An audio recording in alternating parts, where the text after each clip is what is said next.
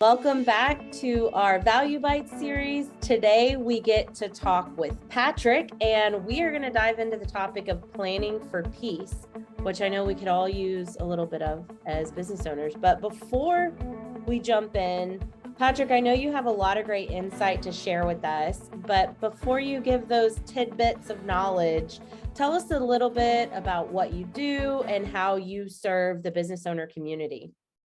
Yeah, absolutely.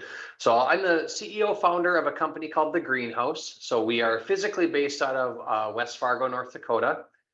We've been around for a handful of years, kind of rebranded a couple of years ago to kind of bring everything under one umbrella. And kind of a little bit about myself and kind of how it came to be is I've been a business coach, high performance coach for 7-8 years. I was originally a teacher way back. So teaching, coaching, facilitating has been like my entire life. And a couple of years ago, we rebranded kind of everything we're doing under the label of The Greenhouse. And kind of how we put that together is we've really built out kind of a business solutions delivery company. So kind of a hub and spoke model where The Greenhouse is the hub. And then we offer all these different spokes as offerings to businesses at various stages. So our core focus is growing businesses and people to the next stage. So what we're really passionate about is taking a business or individuals or leaders within a business and really discovering what is the next stage for you, for your business or yourself as a leader, and then say, okay, let's get really intentional and build out the goals of what does that look like, that next stage, and bring a lot of strong clarity to it. Then really taking them through that process. So we've worked with everybody from solopreneurs that are literally just the last 2 hours I spent with a flooring professional that is adding in his first team member. So we're really kind of taking his business from ground zero up into a partnership. And then how do we start to work that partnership and workflows, processes, all of those things, all the way to companies that are looking for growth and scaling. So I'm a certified EOS implementer. If anyone's read the book Traction or is familiar with the EOS system, immensely popular. We've taken dozens and dozens of companies across the entire country through the process. So we've worked with a lot of companies that are maybe anywhere from $1 million to multi-billion in assets through that process. And then I'm also a certified value builder advisor and exit planning advisor as well. So we also work with owners and companies that are looking at exit or succession on the horizon. So helping them plan out as far as what do I need to start doing now, whether I'm looking at exiting in maybe a year or two, or hopefully it's longer than that. Hopefully it's more like 3 to 5 years plus.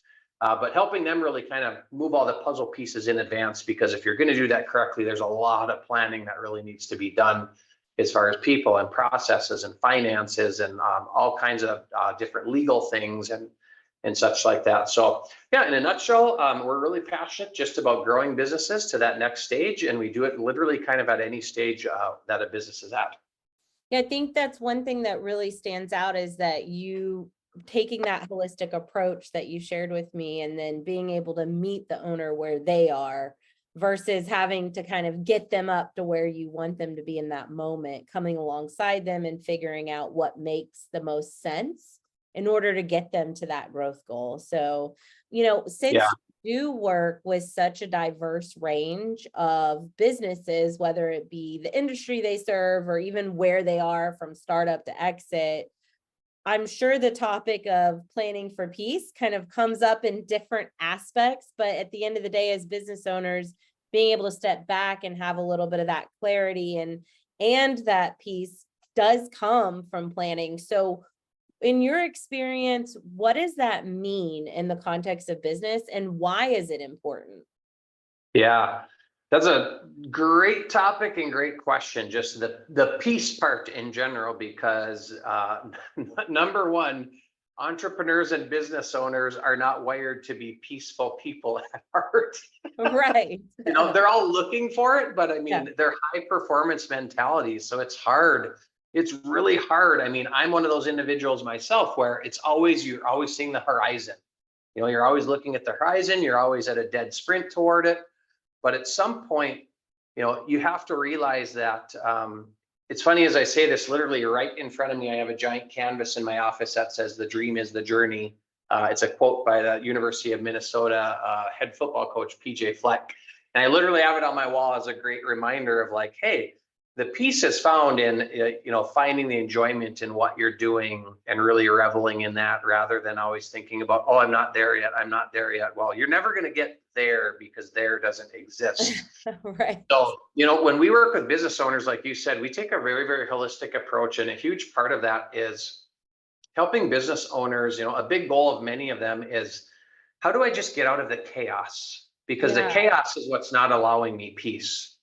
So when we dive in with companies and we look at everything that's going on, we're really good at diving in and finding root causes of the chaos and issues, because many times people think it's something very superficial on the surface that they've identified. Mm-hmm. But once we start digging and asking questions, and we're really radically raw and transparent and upfront in how we work with companies, because that's how you really get to the bottom of things. Once we start asking the really tough questions, then we actually start to identify the real true root causes of what's happening. And many times it's people issues within their business. They don't have the right people in the right seats. They don't have well-documented processes. And what it does is it keeps that owner sucked into the business really tightly. And they just can't get out and get the air that they need.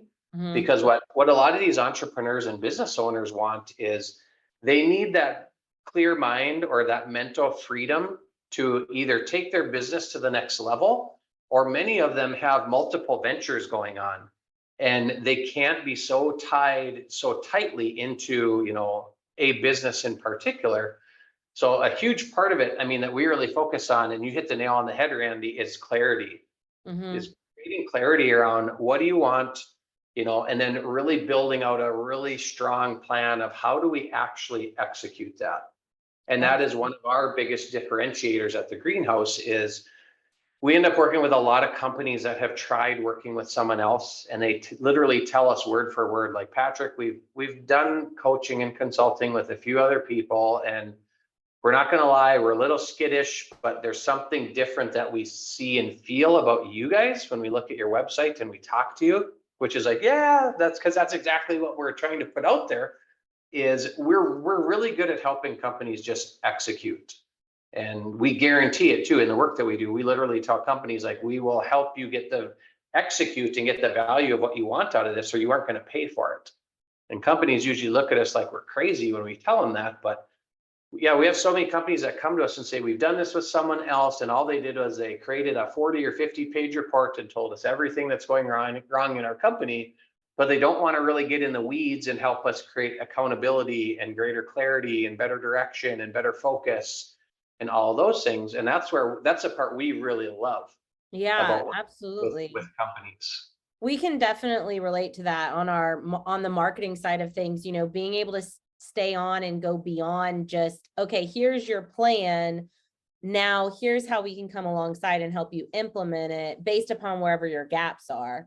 So Yep. definitely relate to that. And just the, business owners at the end of the day, they're like, okay, well, you've told me what to do, but now how do I do it? And if they had enough time to implement all of the aspects that are being suggested, they probably wouldn't have come to you or to me or, to the consultant they're looking to work with in the first place. So in all of this that you're doing when you work with business owners, Patrick, how does having a strategic plan in place play a part of this? Yeah, so a huge part of what we do is implementing EOS with companies. So we do with dozens of them, like I said, around the country. And we implement literally a 2-page strategic plan for companies. We call it the VTO, the Vision Traction Organizer. And it consists of 8 key questions. So what we're helping an owner really bring clarity to, which brings them peace also, because with clarity and a good plan comes peace. But we're answering 8 key questions, which are, what are your core values? What's your core focus or your big why and what as an organization? What's your 10-year target? So we get really clear on what they want long-term and where the business is going to be and what it looks like, so that we can really create strong intentionality as we start working toward that. We really dial in their marketing strategy, as far as what's your client avatar, geographic, psychographic, demographic profiles. What are your 3 uniques or your big differentiators as a business? Creating a physical proven process and workflow that you can walk prospects through, so it creates a ton of trust and credibility. Then we start breaking all of that planning down into a 3-year picture, a 1-year plan. Then we help a company establish what their rocks are, or 90-day priorities or focuses, if you're familiar with Stephen Covey's concept of rocks and time. Absolutely. And then establishing what their biggest issues are. And then we teach them how to really work through them efficiently and productively. So we literally, not kidding, companies that have billions in assets and they run on a front and back sheet of paper. That's it. That is their plan. And I've worked with owners and companies before that used to create 30, 40-page strategic plans, and their board didn't read them, their company didn't follow them. Yeah. And when we've transitioned them to this way more simple, this super simplified version with a lot more clarity in it rather than fluff, everybody likes it more. Boards like it better, leadership teams can follow it, employees within the company can look at it as a reference. Literally right on my bulletin board, like right back here, is our VTO, our Vision Traction Organizer, with all 8 of our key questions for our company answered right there. It's hung up. I look at it every single day, so I know what priorities are, where we're going, who we are, what we're about, and it's all in front of me every single day.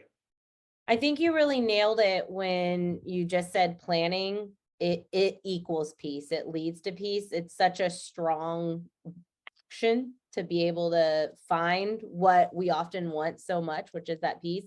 And also what you're talking about of the simplification of the strategic plan, it really makes me think of I don't know if you've read the book Essentialism, but yeah, where, one of the most simple things that stood out to me in that book, there's a ton of them, but it was that you can't have 10 priorities, right? And that's so much of the conversation that we have when we go to the boardroom is like, okay, here's our 7 priorities. Here's our, 10 strategic initiatives. And it's like, okay, but if we don't step back and figure out how to get it on a 1-pager, is it actually going to get done? And I feel like that really resonates with the whole concept of what you're talking about, which is, y'all's internal methodology to ultimately get the planning in place so that the owner can have peace.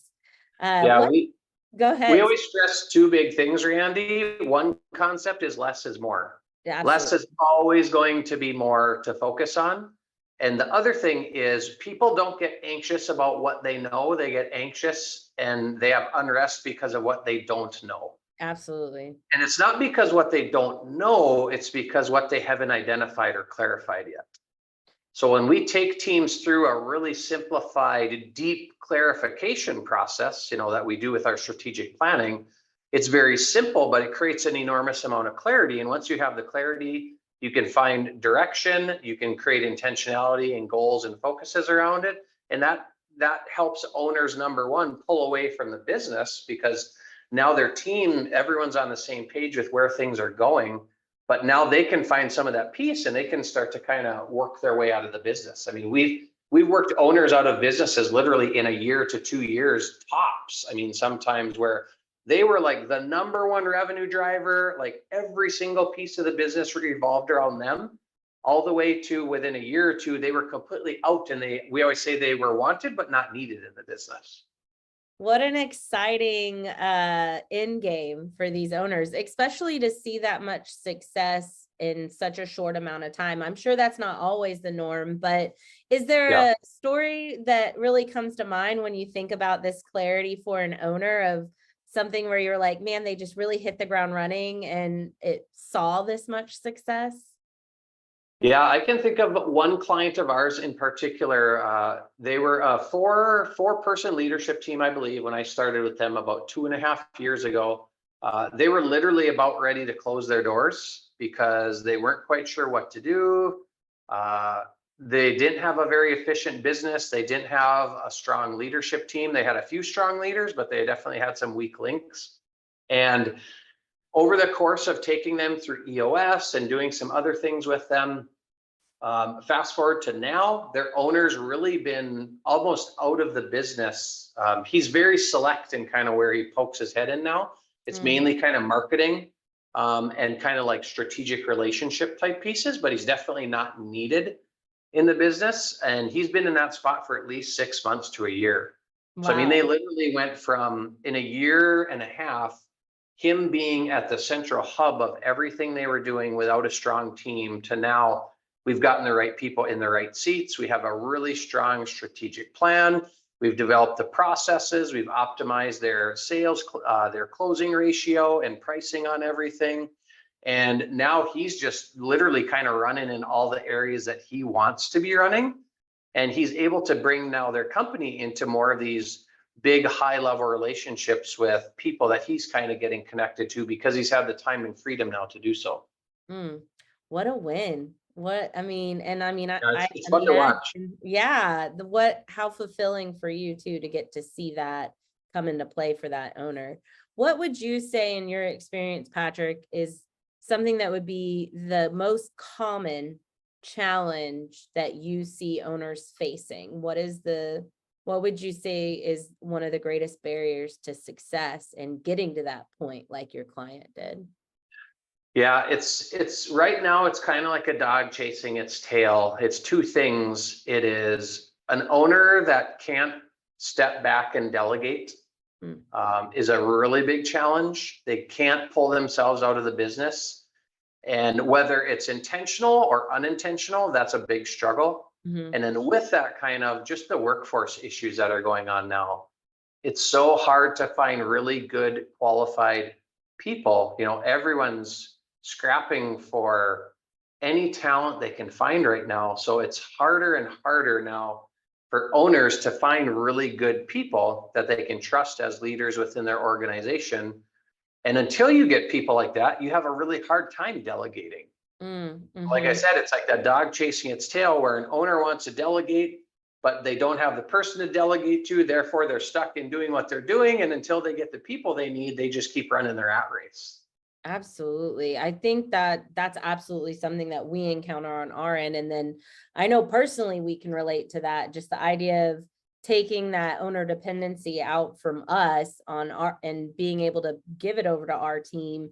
But I will say once you get started, right, like it kind of takes a minute to find find the groove of offloading things to your team. But then once you hit that momentum, you're like, hey, this is pretty good, right? You kind of get a taste of the sweet life. And but it's, building that muscle is definitely a challenge, and absolutely finding the right people. We've seen that processes become a really big part of taking that next step. If you don't have the right person in the seat, that developing that process of what are the things that you're doing now as the owner, so that when you do have that person, you're like ready to rock and roll. How do processes come into play for you and the folks when you're working with them and kind of moving that into planning for peace? Yeah, we always say people first, processes second. It's how you need to address things in your business, because you can have the greatest process in the world, but if you don't have the right person leading it, it won't be effective. Whereas vice versa, if you have a great person, they will figure out the process. They will problem solve the process. And once you have the right people to lead the processes or build out the processes, that's when a leader can really start to delegate things off, and they can start to find a lot more peace and where they're able to start to pull out of the business, because it's all about confidence. You have to have confidence in the people you have first, then the processes will naturally come, whether it's intentionally or whether that leader just takes off running because they're a very skilled individual, and they'll just figure it out and they'll go with it. So yeah, we always say people first, processes second. And it's been proven over and over and over in the businesses we work with. And they'll laugh because I bring it up all the time, and our businesses will just laugh. Yeah, Patrick, we know people first, processes second. We don't have the damn people yet. Get off your soapbox, Patrick. That means that you've done your job well, right? When you have your clients saying, exactly. we know.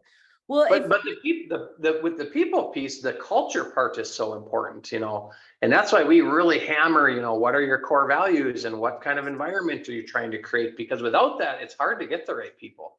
absolutely. When we're building out marketing strategies, we use a vision first approach where first we talk about what their vision is, but then we really dive into spending a lot of time on their values, right? And whether it's people first, processes, impact, profit, right? We all value profit in some way. So definitely identifying what it is that you value is a great way to ensure that you have the right plan in place and that you're protecting what you value. At least that's a Yeah. core part of what we do. So, okay, I know we could talk all day about more ways that owners could continue to plan for peace and just the power of planning. But if there were one thing that you could tell owners to do right now, what would that be? I would say be very intentional with where you're trying to get to, because that determines what you should be doing right now. Yeah, A lot of so many business owners we see are just swimming in the daily chaos.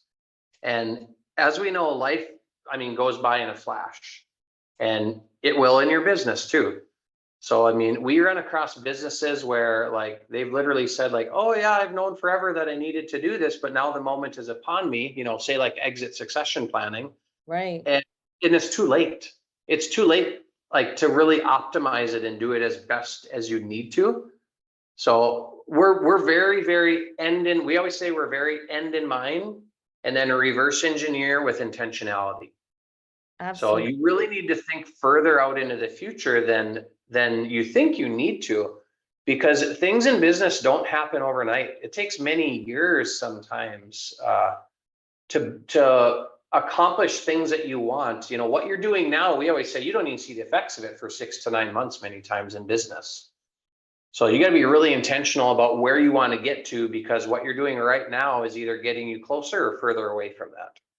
Yes, well said. I mean, if you're not sure of that destination of the vision, there's things you can be doing in your business now that actually hinder or derail what that ultimate destination is. So that is great Yeah. advice of the one thing that owners could do now. So if folks want to connect with you, Patrick, and learn more about how you can help take them through a planning process, what would be the best way for them to get started with you and learn more?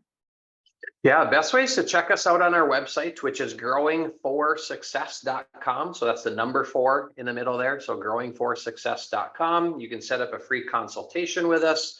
We have an awesome brand new webpage of all kinds of free tools, resources, ebooks on everything from growth to exit, succession to personality profiles, all kinds of different things on there. So lots of cool resources to check out. Oh, awesome. Well, I'm going to have to jump over there and check out some of those resources. That's awesome. Well, thank you so much, Patrick, for joining us on Value Bites. And we'll look forward to maybe seeing you on another episode here in the future. Okay, sounds good. Thanks so much, Randy.